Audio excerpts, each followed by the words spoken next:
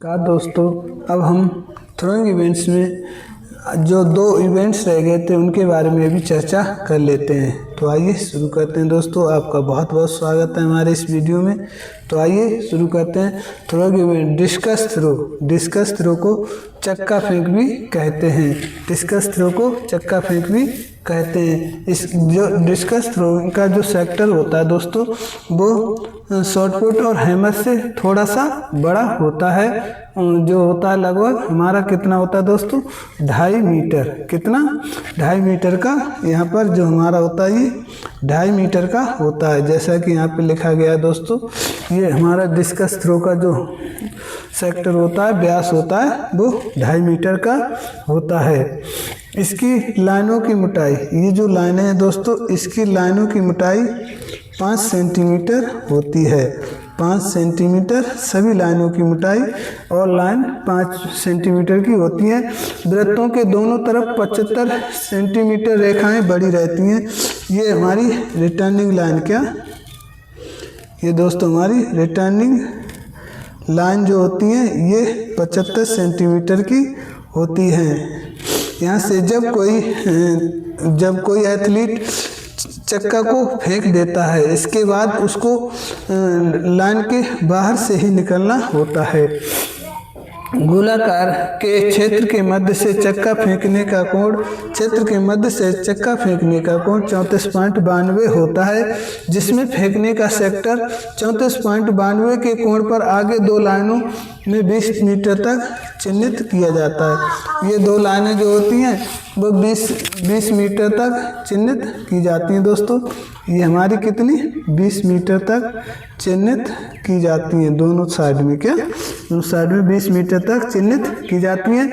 इस सुविधा से 12 या 12 से कम प्रतियोगी होने पर 6 ट्रायल मिलते हैं। क्या 12 या 12 प्लस तो दोस्तों 3, और 12 से कम यानी माइनस तो 6 ट्रायल दिए जाते हैं। अन्यथा 12 खिलाड़ी से अधिक होने पर सबको 3 ट्रायल मिलते हैं। फिर बेस्ट 3 ट्रायल के परिणामों के आधार पर शीर्ष 12 खिलाड़ियों को 3 ट्रायल मिलते हैं। और वृत्त के अंदर रिम का प्रयोग किया जाता है, जिसकी मोटाई 6 mm होती है।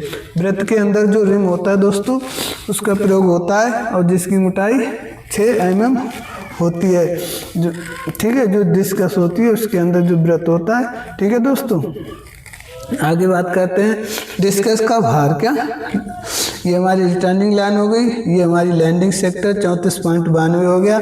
जो 2 लाइनों जो इसी कोण से 2 लाइनें 20 मीटर तक खींची जाती हैं। डिस्कस का मापन, यानी दोस्तों वजन डिस्कस पुरुषों के लिए 2 kg और महिलाओं के लिए 1 kg होता है। डिस्कस का व्यास महिलाओं के लिए 2.19 से 2.21 mm, पुरुषों के लिए 2.19 से 2.21 mm दोस्तों, और महिलाओं के लिए दोस्तों 1.80 से 1.82 mm होता है। कोर, अगर हम कोर की बात करें, जो डिस्कस की कोर होती है दोस्तों, वो 1.2 से 1.3 यानी 12 से 13 mm होती है। बीच में धातु का प्लेट जो बीच में दोस्तों ऐसे होता है, वो हमारा 50 से 57 mm होता है। ठीक है, अगर हम फेसिस की बात करें, यानी जो चरण होते हैं वो कौन कौन से होते हैं, ग्रिप, स्टांस, प्रीमियरली स्टाइल, इसके बाद पिवट, फुट, फिर टर्न, फिर डिलीवरी, फिर रिवर्स, और फिर रिकवरी। इस प्रकार डिस्कस थ्रो जो है दोस्तों पूरा किस प्रकार फेंका जाता है, इसके बारे में हमने चर्चा कर ली दोस्तों।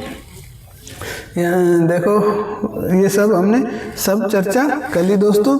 इसके बाद हम जेवलिन थ्रो को भी समझ लेते हैं। ठीक है दोस्तों, आइए जेवलिन थ्रो समझते हैं। तो आइए दोस्तों, जेवलिन थ्रो के बारे में भी हम चर्चा कर लेते हैं। जेवलिन थ्रो यानी भाला फेंक, इसे भाला फेंक भी कहते हैं। ठीक है दोस्तों, हमारे भारत में 7 अगस्त को भाला फेंक दिवस मनाया जाता है, और इसके हीरो कौन कहे जाते हैं, नीरज चोपड़ा कहे जाते हैं। रनवे की बात करें, ये दोस्तों जहाँ से एक एथलीट रनवे यानी दौड़कर आता है, वो हमारा 30 से 30 से 36.5 मीटर लंबा होता है। 30 से 36.5 मीटर लंबा होता है। और यहीं पर रिटर्न लाइन जो दोस्तों ये हमारी होती है, ये इसका आर्क जो है 4 मीटर होता है। ये जो आर्क होता है दोस्तों, ये हमारा 4 मीटर आर्क कितना होता है, 4 मीटर होता है। और इस रिटर्निंग लाइन की मोटाई दोस्तों 7 सेंटीमीटर होती है। ये 7 सेंटीमीटर होती है। और यहाँ से जो एथलीट जेवलिन को फेंकता है उसका लैंडिंग सेक्टर कितना होता है दोस्तों, 28.96 जो है उस कोण पर जेवलिन को फेंका जाता है। इसके बाद कभी कहीं कहीं से 29 डिग्री भी माना जाता है अगर 28.96 ना दिया हो तो। जेवलिन मापन, जेवलिन की बात करें तो जेवलिन जो होता है दोस्तों, ये हमारा जेवलिन है, ये हमारा जेवलिन है दोस्तों, ऐसे होता है। और इसमें बीच में ग्रिप होती है। इसकी बात करें तो ये 800 ग्राम, क्या 800 ग्राम पुरुषों के लिए और महिलाओं के लिए 600 ग्राम होता है। और जो ग्रिप होती है दोस्तों, ये हमारी अगर हम 15 बीच में लिख लें तो 15 से 16 पुरुष, 15 से 16 पुरुष और 14 से 15 महिला, क्या 14 से 15 महिला और 15 से 16 पुरुष जो ग्रिप होती है जहाँ से पकड़कर फेंका जाता है, ये होता है। ठीक है दोस्तों। इसके बाद हम बात करते हैं नोक, क्या इसकी नोक जो होती है दोस्तों वो कितनी होती है, 28 से 33 सेंटीमीटर के मध्य होती है, महिला व पुरुष दोनों के लिए। अब हम बात करते हैं तकनीक की। क्या सबसे पहले हमने कोर्ट की मेजरमेंट्स के बारे में बात कर ली, जेवलिन थ्रो की, और फिर जेवलिन के बारे में बात कर ली। इसके बाद वजन और इसके मेजरमेंट्स के बारे में बात कर ली। इसकी लंबाई, अभी दोस्तों सबसे इम्पोर्टेंट पॉइंट रही गया हमारा लंबाई। क्या लंबाई पुरुषों के लिए कितनी होती है, 260 से 270, कितनी दोस्तों, 260 से 270 होती है। और यही महिलाओं के लिए दोस्तों, महिलाओं के लिए 220 से 230 कितना होता है, सेंटीमीटर होता है। ठीक है दोस्तों। पुरुषों के लिए 260 से 270 और महिलाओं के लिए 220 से 230 सेंटीमीटर होता है। तकनीकों की बात करें, ग्रिप, क्या grip, carry javelin means javelin को उठाकर, अप्रोच रन मीन्स पहुंचना है, फिर क्या करना है, डिलीवरी कर देना है, और फिर रिकवरी प्राप्त कर लेना है दोस्तों। रिलीज एंड रिकवरी भी इसी से ही संबंधित होता है, रिलीज एंड रिकवरी। ठीक है। अब पकड़ तकनीक, जो जेवलिन पकड़ के फेंका जाता है वो कौन कौन सी तकनीकों का प्रयोग किया जाता है, इसके बारे में भी देख लेते हैं। सबसे पहले अमेरिकन ग्रिप, फिर हमारी फिनिश ग्रिप, और फिर हमारी हैंगरियन ग्रिप। ठीक है दोस्तों। ये हमारी क्या है, जेवलिन को पकड़ने की अलग अलग तकनीक्स हैं दोस्तों। क्या अलग अलग तकनीक हैं किसको पकड़ने की दोस्तों, जेवलिन थ्रो को पकड़ने की ये अलग अलग तकनीक्स हैं। ठीक है दोस्तों। इस प्रकार से हम क्या कहते हैं, ये हमारा जेवलिन थ्रो जो है लगभग सारा कंप्लीट हो गया दोस्तों। अगर इसमें कोई डाउट होता है तो आप कमेंट करें और उसके आपको जवाब दिए जाएंगे दोस्तों। ठीक है दोस्तों। आगे देखते हैं और कुछ बचा, कुछ नहीं बचा दोस्तों। ये हमने लगभग सारा कंप्लीट कर लिया है। ठीक है दोस्तों।